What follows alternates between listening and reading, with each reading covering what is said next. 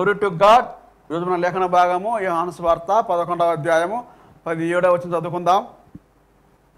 యేసు వచ్చి అదివరకే అతడు 4 దినములు సమాధిలో ఉండని తెలుసుకొనెను. ఆమేన్. దేవునికి స్తోత్రం. హల్లెలూయా, హల్లెలూయా. మన ప్రభువును ప్రియరక్షకుడైనటువంటి యేసుక్రీస్తు నామములో శాంతి టీవీలో ప్రసారం అవుతున్నటువంటి ఆయన హెచ్చవలసి ఉన్నది, హీ మస్ట్ ఇంక్రీజ్ అనేటువంటి అనుదిన ఆత్మీయ కార్యక్రమ వీక్షకులైన ఆత్మీయ బంధువులైన మీ అందరికీ నా హృదయపు లోతుల్లో నుంచి ప్రత్యేకమైనటువంటి వందనాలు, శుభాలు తెలియజేస్తున్నాను. దేవుని స్తోత్రం. హల్లెలూయా, స్తోత్రం. ఉదయకాలము మరొక పర్యాయం, మరొక ఉదయం, మరొక రోజు, మరొక ఎపిసోడ్లో మిమ్మల్ని ఇలా కలుసుకోవడానికి ఇచ్చిన మంచి అవకాశం కొరకై దేవునికి స్తోత్రం. హల్లెలూయా. ఈ ఒక ఎపిసోడ్కి మరొక ఎపిసోడ్కి మధ్యలో 23 గంటలకు పైగా ఉంటుంది. నేను ఒకసారి స్టూడియోకి వచ్చినప్పుడు ఒక 4-5 ఎపిసోడ్లు చేసేసి వెళ్తుంటాను. నేను ఈరోజు చేసిన సందేశము ఎప్పుడో 4-5 రోజుల ముందే అయిండొచ్చు కూడా. కొన్నిసార్లు అడ్వాన్స్గా చేయడానికి ప్రయత్నం చేస్తుంటాను. నవంబర్ నెల బిజీ నెల. నా దగ్గరికి మా దైవజనుడు, మా అంతర్జాతీయ డైరెక్టర్ గారు అయినటువంటి పాస్టర్ సంకిం గారు, వారి సతీమణి వస్తున్నారు. వారు వారం రోజులు ఉంటారు. ఇక్కడ పరిచర్య జరగబోతుంది కనుక ఈ చిన్న పరిచర్య కొరకు, వారి యొక్క విజిటింగ్ కొరకు ప్రత్యేకంగా ప్రార్థించాల్సిందిగా కోరుతున్నాం. మరి ముఖ్యంగా ఈ నెల 15వ తేదీ ముత్తుకూరులో, కృష్ణపట్నం పోర్టు దగ్గర ఉన్నటువంటి ముత్తుకూరు టౌన్లో, లేకపోతే ముత్తుకూరు మండలంలో ఆ హెడ్ క్వార్టర్లో ఎంఆర్ఓ ఆఫీస్కి యువతల ఉన్నటువంటి కాలనీలో ఫిషరీస్ కాలేజ్ గోడను ఆనుకొని ఉన్నటువంటి మా ప్రార్థనా మందిరం యొక్క వార్షికోత్సవం జరగబోతుంది. 19th యానివర్సరీ జరగబోతుంది. ప్రభు కృపను బట్టి నవంబర్ నెల 15వ తేదీ 2004వ సంవత్సరంలో మొట్టమొదటిసారిగా నేను అక్కడికి వెళ్ళాను. అనగా 18 సంవత్సరాలు దాటింది. 18 సంవత్సరాలు ఎన్నో మార్పులు చేర్పులు జరిగాయి. 18th యానివర్సరీ జరగబోతుంది. కాబట్టి ఆ కృతజ్ఞత కూడికి మిమ్మల్ని ప్రేమపూర్వకంగా ఆహ్వానిస్తున్నాం. మీ మాటలు వింటున్న వాళ్ళు ఎక్కడైనా, లేకపోతే దగ్గరలో ఉన్నవాళ్ళు దయచేసి ఆ కూడికలో పాల్గొనాల్సిందే కోరుతున్నాం. రేపు ఎల్లుండి కూడా నేను దీని గురించిన ప్రకటన చేయడానికి ప్రయత్నం చేస్తాను. పాంప్లెట్ వేయలేదు కనుక ఆ మీటింగ్లో నేను ఇతర దైవజనులు దేవుని వాక్యాన్ని బోధిస్తాం. కొద్దిమందిగా సంఘస్థులు కొద్దిమందిగా కలుసుకొని దేవుని స్తుతించేటువంటి సమయం అది. దేవుని స్తోత్రం. హల్లెలూయా. కనుక ప్రార్థించండి. మీ ప్రార్థనలు నాకు అవసరం. నేను మీ కొరకు ప్రార్థన చేస్తూ ఉన్నాను. ప్రభు కృపను బట్టి గత దినాల్లో, గత వారంలో మా స్థానిక సంఘంలో జరిగినటువంటి 5-6 రోజుల ఉపవాస కూడికలు ఎంతో ఆశీర్వాదకరంగా జరిగాయి. అందును బట్టి నేను ప్రభు నామాన్ని మహిమపరుస్తున్నాను. దేవుడు ఎంతైనా నమ్మదగినవాడు. దేవుడు మన పక్షాన కార్యాలు చేస్తున్నాడు. మనం నమ్మదగిన వారము కాకపోయినప్పటికీ ఆయన నమ్మదగినవాడు. దేవుని స్తోత్రం. ఈ ఉదయకాలం దేవుని వాక్యం వినడానికి సిద్ధంగా ఉన్నటువంటి దేవుని బిడ్డలారా, దేవుడు మిమ్మల్ని దీవించుగాక. ఈ సమయంలో మనం దేవుని వాక్యాన్ని చూసుకుందాం. నిన్నటి ఎపిసోడ్లో నమ్మటానికి ఆధారం. ఊరినే నమ్మరు, గుడ్డిగా నమ్మరు. గుడ్డిగా నమ్మేవాళ్ళు కూడా ఉన్నారు. కానీ నమ్మటానికి కొన్ని ఆధారాలు ఉన్నాయి. అపోస్తల కార్యములు 17వ అధ్యాయము 31వ వచనం ప్రకారం దేవుడు ఆయన్ను లేపడం వలన, అనగా యేసును మృతుల్లోంచి లేపడం వలన, యేసును 3వ రోజు లేదా 3 రోజుల తర్వాత లేపడం వలన, అనగా 4వ రోజు లేపడం వలన, అనగా యేసు చనిపోయినప్పటికీ ఆ జీవాధిపతి అయిన యేసును మరలా బతికించడం ద్వారా, స్తోత్రం హల్లెలూయా, ఏం జరిగింది? బతికించడం ద్వారా జరిగినటువంటి విషయం ఏంటంటే, స్తోత్రం, ఒక ఆధారం దొరికింది, ఒక గ్రిప్ దొరికింది, ఒక హోల్డ్ దొరికింది. స్తోత్రం హల్లెలూయా. ఒక విషయం, ఒక సంగతి దొరికింది అని అర్థం. యేసు జీవితం మొత్తం అని కాదు, యేసు యొక్క మరణం అని కాదు, యేసు యొక్క పునరుత్థానం వల్ల. చదువుతాను అపోస్తల కార్యములు 17వ అధ్యాయం మనం చదువుకున్నాం. ఇప్పుడు చదవాల్సిన అవసరం లేదు. అయినప్పటికీ కూడా, for the appointed day has reason in which he is going to judge the world in righteousness by the man he has designated, and the proof given to the world that God has chosen this man is this: he resurrected him from among the dead. And the proof given to the world. ప్రపంచానికి, లోకానికి నమ్మడానికి, Israel దేశానికి మాత్రమే కాదు, నమ్మడానికి ఒక ఆధారం కలుగజేశాడు. స్తోత్రం. నమ్మకానికి ఉన్నటువంటి 4 ఆధారాల గురించి. ఒకటి, యేసు యొక్క పరిచర్య జరిగిందని. యేసు యొక్క పరిచర్య wantedly he stayed where he was. ఆయన ఎక్కడున్నాడో అక్కడే తాను వెళ్దాం, మినిస్ట్రీ అయిపోయింది అనుకుంటున్నప్పుడు, లేదు, we will do 2 more days ministry. శిష్యులు ఎవరికి యూదయ వెళ్ళడం ఇష్టం లేదు, ఎందుకంటే అది సేఫ్ జోన్ కాదు, పులి నోట్లో తలబెట్టడం లాంటిదే. గలిలయ బాగానే ఉంది, కంఫర్ట్గా ఉంది. ఈ రోజుల్లో అందరూ కంఫర్ట్ జోన్స్ వెతుక్కుంటున్నారు. దానియేలులాగా సింహాల గుహను ఎవరు వెతుక్కోవడం లేదు. షడ్రకు, మెషకు, అబేద్నెగోలాగా అగ్నిగుండాన్ని ఎవరు వెతుక్కోవడం లేదు. కంఫర్ట్స్ కావాలి. సుఖవలయాల్లో నుంచి సేవకులైన, విశ్వాసులైన బయటపడాలి, బయట రావాలి. స్తోత్రం. హల్లెలూయా. నమ్ముటకు యేసు పరిచర్య చేయడం, యేసు పరిచర్య నమ్మకానికి ఆధారాన్ని కలిగించింది శిష్యులకి. నేనేదో ఎందుకున్నానో మీకు అర్థం కాలేదు కదా, నేను 2 రోజులు ఎందుకు డిలే చేశానని మర్మం మీకు అర్థం కాలేదుగా. మీరు నమ్మునట్లు నేను అక్కడ ఉండలేదు. అక్కడ ఉండలేదంటే ఇక్కడ ఉన్నానని అర్థం. నేను యూదయాలో లేను, గలిలయలో ఉన్నాను. ఒకవేళ నేను యూదయాకు కానీ వెళ్ళింటేనా, మీరు నాతో వచ్చింటే మీరు నమ్మే అవకాశం లేదు. మీరేదో సంతాప సందేశం అందించడానికో, లేదంటే ఒక ఆదరణ కూడికో ఆదరణ కావడానికి వచ్చినట్టుగా వచ్చిండేవాళ్ళు. కానీ మీరు నమ్మునట్లుగా మీరు నమ్మాలి. విశ్వాసమునకు కర్త యొక్క శిష్యులైనటువంటి వాళ్ళు నమ్మాలి. ఆయనతో చేరి విశ్వాసం రాకపోతే ఎలాగా? స్తోత్రం. హల్లెలూయా. మనం ఆలోచిస్తున్నటువంటి విషయం, నమ్మడానికి యేసు యొక్క పరిచర్య ఆధారమని, నమ్మడానికి ఆయన పరితాపమే ఆధారమని. Through the troubling in the spirit of Jesus Christ. దాని ద్వారా ఏమైంది? పరితాపం తట్టుకోలేకపోయి ఏం చేశాడు? రాయిని దొలించమని అన్నాడు. తాను ఒక కార్యంలోకి దిగాడు. యేసు కన్నీళ్లు విడిచాడు. ఎన్ని బాగానే ఉన్నాయి. పౌలు ఏథెన్స్లో ఆయన పరితాపం తట్టుకోలేకపోయాడు. He could not control his indignation or ఏమంటారు, ఇరిటేషన్. ఆయన యొక్క ఇరిటేషన్. ఏంటిది? ఇన్ని విగ్రహాలు ఏంటి, ఇన్ని బొమ్మలు ఏంటి, శిలలేంటి, ఏంటిదంతా? What is going on in this city? ఈ ప్రదేశంలో ఏం జరుగుతుంది? వీళ్ళు ఆధునికులా లేకపోతే అనాగరికులా? వీళ్ళకి సంస్కారం ఉందంటారా లేకపోతే సాంప్రదాయంలోనే ఉన్నారంటారా? ఏంటో. దేవుని స్తోత్రం. హల్లెలూయా. ఈ రోజుల్లో కూడా చదువుకున్నప్పటికీ చదువు లేనట్టుగానే ఉన్నారు చాలామంది. స్తోత్రం. హల్లెలూయా.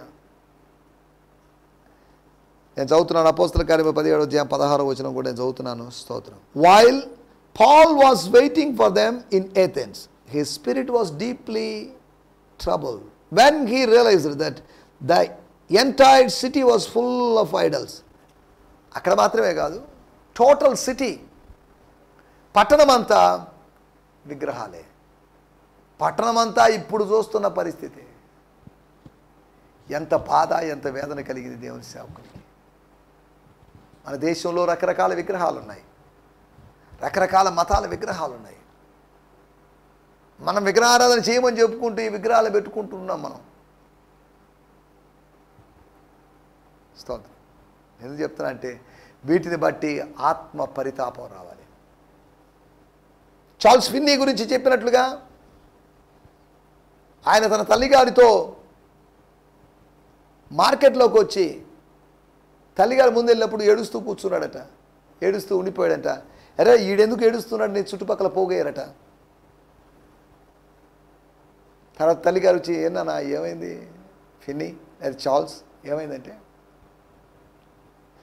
ఈ మార్కెట్లో ఎంతమంది రక్షణ పొందలేదు కదా మమ్మీ, వాళ్ళ కోసం నేను ఏడుస్తున్నా అని చెప్పాడట. తల్లి ఆశ్చర్యపోయి, ఏంటిది, వాట్ ఈస్ దిస్? ఈ మార్కెట్కి నేను చాలాసార్లు వచ్చాను, కానీ ఇతను మార్కెట్కి వచ్చినప్పుడు ఇతను దృక్పథం వేరుగా ఉంది. ఇక్కడ మార్కెట్లో ఉన్న వాళ్ళు నశించిపోతున్నారు. నశించిపోకూడదు. ఎవరు నశించిపోకూడదు. దాని కొరకు ప్రార్థించాలి. దాని కొరకు ఆత్మ పరితాపం పట్టలేని పరిస్థితిలో ఉండాలి. మూడోది, యేసు చేసినటువంటి పని నమ్మకానికి ఓ ప్రశ్న, నమ్మకానికి సంబంధించిన ప్రశ్న. నేను నీతో చెప్పలేదా? నేను చెప్పిన దాన్ని నువ్వు గుర్తు చేసుకోలేదా? నేను చెప్పింది నీకు అర్థం కాలేదా? నేను చెప్పింది నువ్వు అన్వయించుకోలేదా? నేను చెప్పినప్పుడు దాని ప్రకారం ఎందుకు చేయవు? Obedience is better than sacrifice. దేవుని స్తోత్రం. ఏంటి మార్తమ్మ ఇది? మార్తమ్మ ఒక విధంగా చెప్పాలంటే ఇరిటేషన్ తీసుకొస్తుంది ప్రభుకి. మేమందరం నశించిపోతున్నాం, చింత నీకు లేదా అని శిష్యులు ఒక మాదిరిగా ఇరిటేషన్ చేశారు. అనగా ప్రభువుని డిస్టర్బ్ చేశారు. విశ్రమిస్తున్నటువంటి ప్రభువుని, విశ్రమిస్తున్నటువంటి విశ్వాసమునకు కర్తను వాళ్ళ ఆయనకు విఘ్నం కలుగు చేశారు, అంతరాయం కలుగు చేశారు, ఆటంకం కలుగు చేశారు. స్తోత్రం, హల్లెలూయా. మనం ఆలోచిస్తున్నట్టు విషయం ప్రశ్నించడం. ఏమని ప్రశ్నించాడు? అమ్మా నీకు అది తెలుసా, ఇది తెలుసా, పలానా విషయం తెలుసా, ధర్మశాస్త్రం పుస్తకాల గురించి తెలుసా, లేకపోతే కీర్తన గ్రంథంలోని అధ్యాయాల గురించి, ఇవి కాదు ఆయన అడిగింది.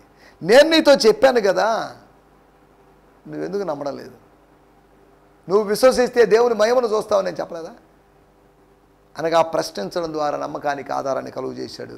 మూడోది, ప్రార్థన చేయడం ద్వారా 41, 42 వచనాల్లో అంతటా వారు రాయి తీసివేసిరి.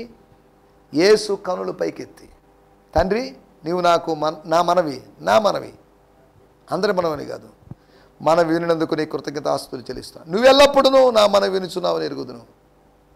ప్రార్థన చేశాడు. స్తోత్రం, స్తోత్రం, హల్లెలూయా. ఈ సమయంలో మనం ఈ దినము కొరకైన లేఖన భాగం దేవుని వాక్యాన్ని మనం ధ్యానించుకుందాం. యోహాను సువార్త 11వ అధ్యాయం 17వ వచనం. యేసు వచ్చి అది వరకే అతడు 4 దినములు సమాధిలో ఉండని తెలుసుకున్నాను. దేవుని స్తోత్రం, హల్లెలూయా. 17, 18 ఇక్కడ కలిసి ఉన్నాయి. Now when they arrived at Bethany, which was only about 2 miles from Jerusalem, Jesus found that Lazarus had already been in the tomb for 4 days. స్తోత్రం, హల్లెలూయా. ఈ సమయంలో మనం యేసు తెలుసుకున్నాడు. యేసుకు ఎవరో తెలిపారు, తెలిపి ఉండొచ్చు కూడా. యేసుకు ఎవరు తెలిపారా అని ఆలోచిస్తే యేసుకు తండ్రి అయిన దేవుడు తెలిపి ఉండొచ్చు. ఆయనే తెలుపుతాడు. లాజరు చనిపోయిన అల్లుడైందని వార్తని, ఆ ఇన్ఫర్మేషన్ని ఆయన యొక్క ఇంటిమేట్ డిసైపుల్స్ ఇవ్వలేదు. స్తోత్రం. దాన్ని ఆయనే తెలుసుకున్నాడు.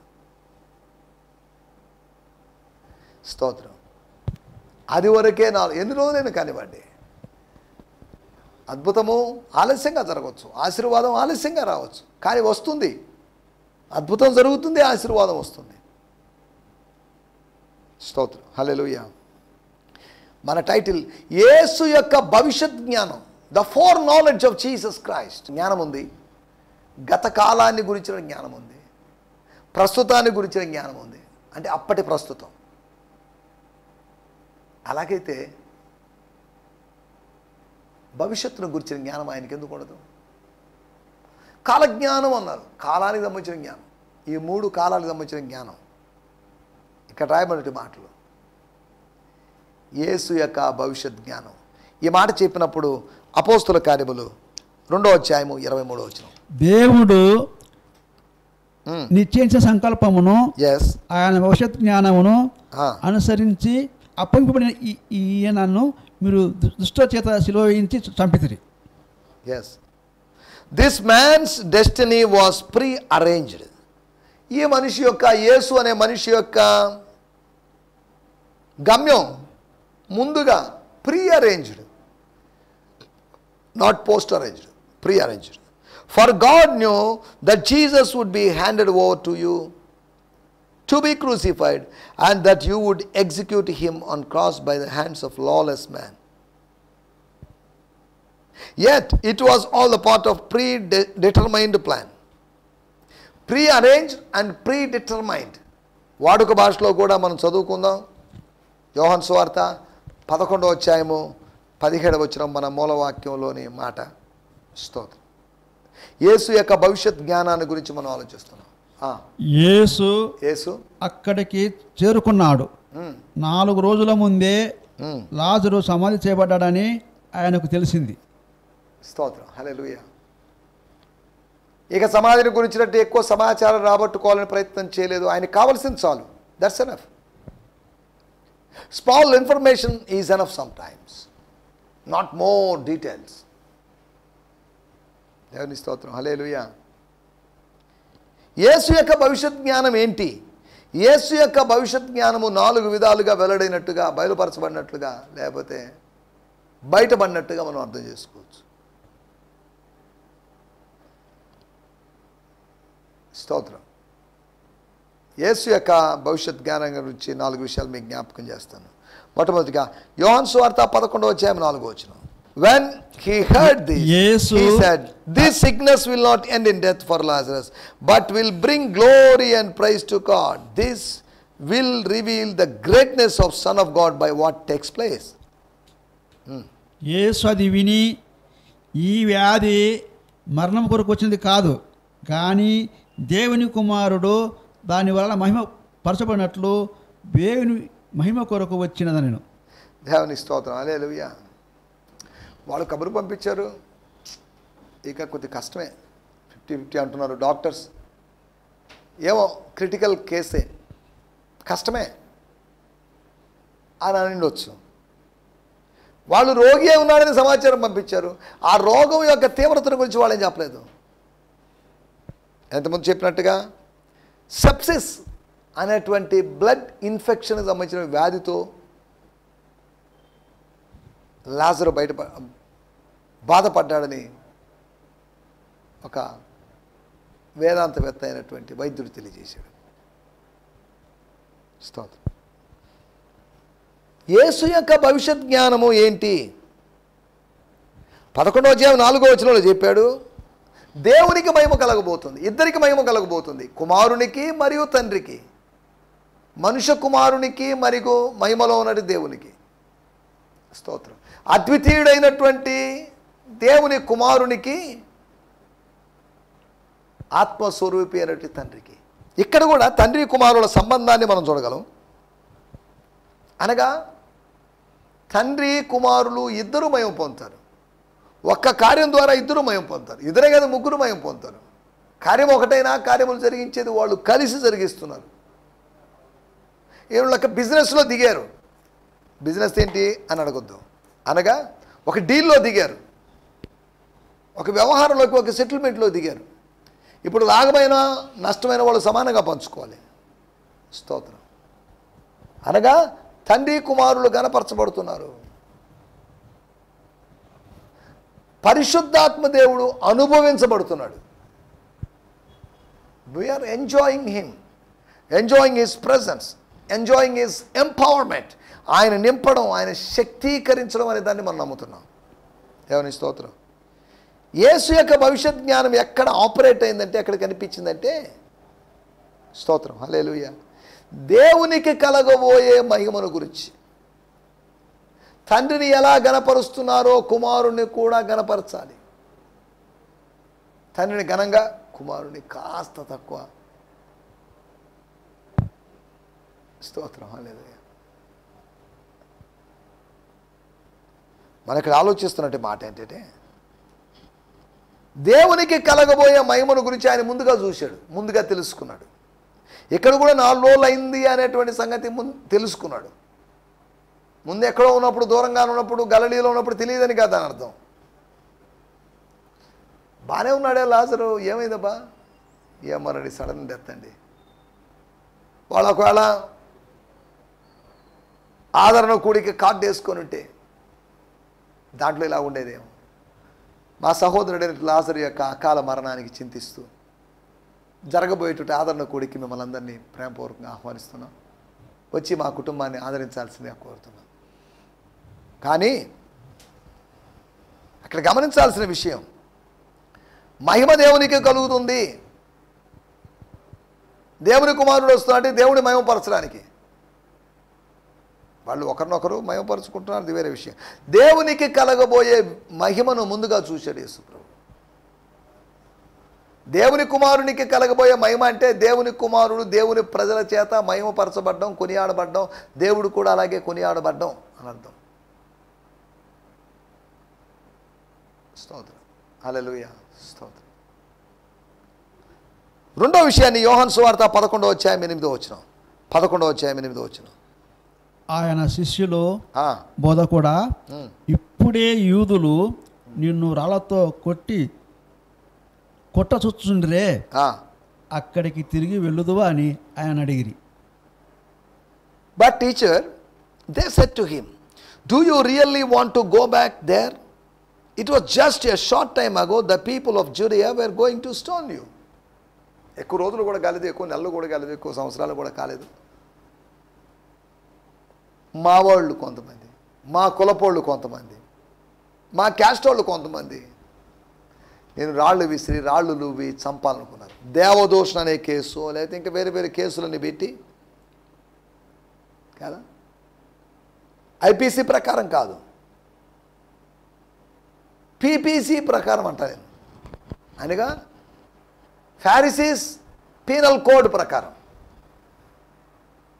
అది హెవెన్లీ పీనల్ కోడ్ కాదు, ఐపీసీ కాదు, ఇండియన్ పీనల్ కోడ్ కాదు, ఫారిసీస్ పీనల్ కోడ్ లేదా Jewish penal code, JPC.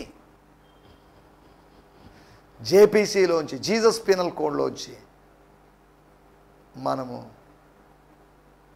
Haven penal కోడ్కి, హెచ్పీసీకి వెళ్తాం. దేవుని స్తోత్రం. రెండో విషయం 11వ అధ్యాయం 8వ వచనంలో రాయబడినట్టు విషయం, మనం చదువుకున్న విషయం. ఇప్పుడు అక్కడికి వెళ్ళొద్దు. అయినప్పటికీ యేసు వెళ్ళాడు, ఏం జరగలేదు. ఏం జరగకపోవడం ఏంటి? యేసు చనిపోయాడు కదా, సిలువ వేయబడ్డాడు. అవును, వేయబడ్డాడు.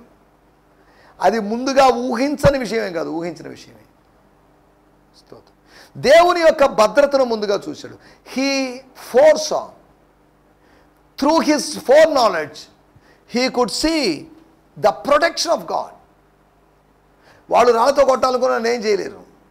I don't care, God is with me, God's presence is with me, he himself is with me. దేవుని యొక్క భద్రతను జ్ఞాపకం చేసుకున్నాడు. యేసు యొక్క భవిష్యత్ జ్ఞానం మాట్లాడుకుంటున్నాం. దేవునికి జరగబోయేటువంటి, దేవునికి కలగబోయే మహిమను గురించి, దేవుడు అనుగ్రహించే భద్రతను గురించి, ద ప్రొటెక్షన్, స్తోత్రం, దట్ కమ్స్ ఫ్రమ్ గాడ్. రెండవది దేవుని యొక్క భద్రత. మూడవది యోహాను సువార్త 11వ అధ్యాయం 11వ వచనం.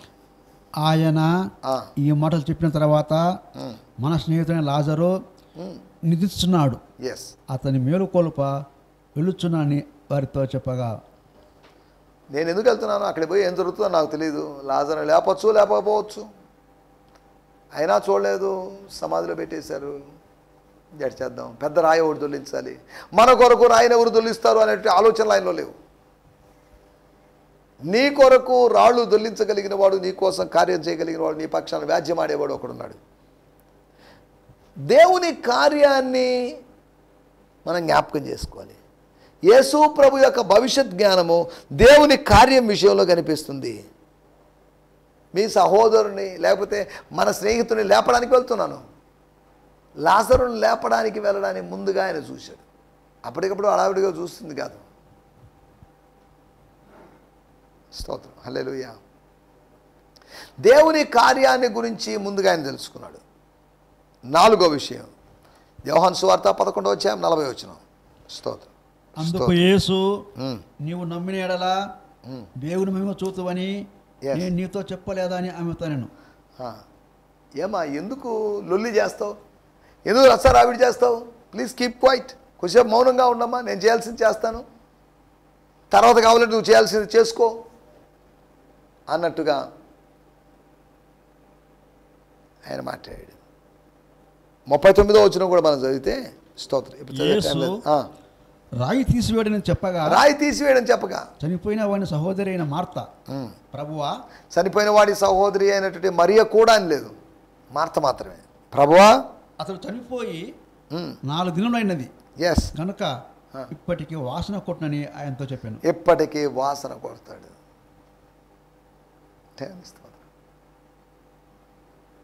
మనం ఆలోచించే విషయం ఏంటంటే, దేహము చెడిపోబోతుంది, చెడిపోయింది. చెడిపోతే వాసన రాదు, చెడిపోయింది. దేహము చెడిపోకుండా చెక్కు చెదరకుండా ఉండడాన్ని యేసు చూశాడు. సజీవుడి దేహం చెక్కు చెదరకుండా ఉంటుంది, నిర్జీవుని దేహం చెక్కు చెదురుతుంది. అగ్నిగుండంలోంచి వాళ్ళని బయటికి లాగి టెస్ట్ చేశారు. ఎక్కడ కానీ కాలినటువంటి విషయాలు లేవు, కాలినటువంటి మార్క్స్ కానీ ఏం లేవు. బా వాడే మిరకల్ అండి అని అనుకున్నారు. స్తోత్రం, హల్లెలూయా, స్తోత్రం. నా మాటలు నేను ఇక్కడ ముగించేస్తున్నాను. యేసు యొక్క భవిష్యత్ జ్ఞానము దేవునికి కలగబోయే మహిమను చూడడంలో, దేవుని భద్రతను గమనించడంలో, చూడడంలో, దేవుని కార్యాన్ని చూడడంలో. నాలుగోది స్తోత్రం, స్తోత్రం, హల్లెలూయా, స్తోత్రం. యేసు యొక్క భవిష్యత్ జ్ఞానం, ఆయన యొక్క భద్రత, ఆయన కార్యం, దేహమును గురించినటువంటి అవగాహన. తన దేహం కాదు, ఇతరుల దేహం కాదు, లాజరు సమాధిలో ఉన్నవాని దేహమును గురించిన అవగాహన ఆయనకు ఉంది. ఆయన తెలుసుకున్నాడు. యేసు యొక్క భవిష్యత్ జ్ఞానం దేవునికి కలగబోయేటువంటి మహిమలోను, దేవుని యొక్క భద్రతలోను, దేవుని కార్యములోను దేహము చెడిపోకుండా ఉందని భావించడంలోను. స్తోత్రం, హల్లెలూయా. కనుక నా మాటలు ముగించేస్తున్నాను. యేసుకు భవిష్యత్ జ్ఞానం ఉన్నట్టుగా దేవుని వాక్యం ద్వారా మనం భవిష్యత్ జ్ఞానం పొందుకోగలము, ప్రీ అరేంజ్డ్గా ఉన్న వాటిని. దేవుని స్తోత్రం, హల్లెలూయా. మనం చూడగలము, తెలుసుకోగలం. కాబట్టి అలాంటి భవిష్యత్ జ్ఞానంతో ముందుకు సాగడానికి ఇది సొలొమోను జ్ఞానానికన్నా గొప్ప జ్ఞానం. కృప దేవుడు మనకు అనుగ్రహించును గాక. హల్లెలూయా. మీ అందరికీ వందనాలు. స్తోత్రం. ఈ సందేశము మీకు ఆశీర్వాదకరంగా ఉందని నమ్ముచున్నాము. ప్రార్థనా అవసరతల కొరకు మమ్మల్ని సంప్రదించవలసిన మా చిరునామా గిద్యోన్ మిషన్ చర్చ్, 6వ వీధి, శాంతినగర్, నెల్లూరు 4, ఆంధ్రప్రదేశ్. పిన్ 524004. మా ఫోన్ నంబర్లు 7036443613 మరి ఒక నంబర్ 9392293010. మా ఈమెయిల్ ఐడి gfihmi2015@gmail.com. దేవుడు మిమ్మును ఆశీర్వదించునుగాక. ఆమేన్.